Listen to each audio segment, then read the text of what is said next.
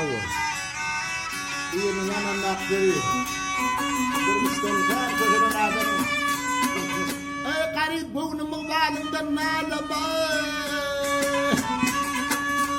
Garip boynumun bağlından ağlama.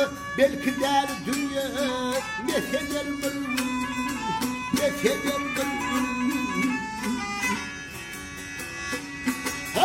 Şu kadın ademi zaten bilemeye yaradan kefilir dosa yetedir.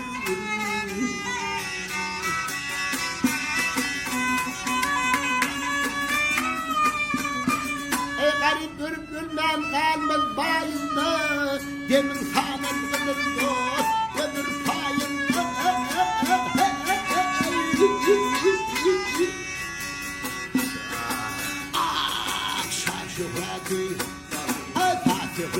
Kışış ne yerdeyim değil ne çalır ağlaşıma seseden dargın.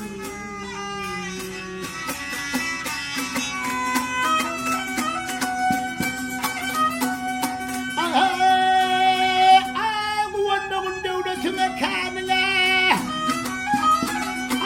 kuvanın devletine kanına anam yok yaşına dost sana canına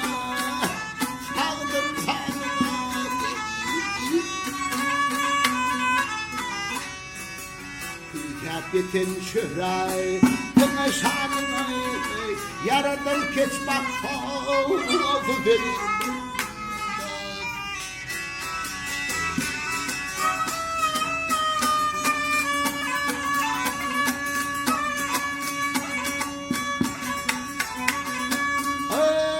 Bu dünyadan köklerdendir kaydanır, bir neçe bunu dost, galer sevgindir.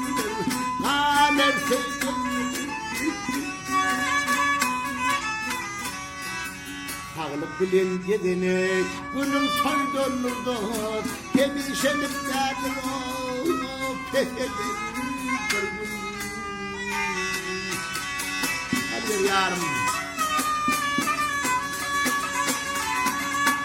Adem zıvredin bir yerde kıytayın Adem bir tengesin dost yetendi koyun hal benim de koyun.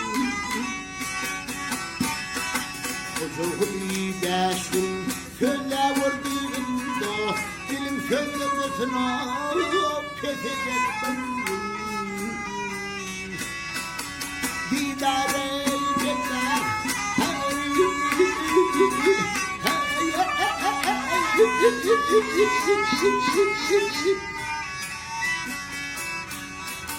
Atıkı bir kışış beyanımda naçanır ağlaşım var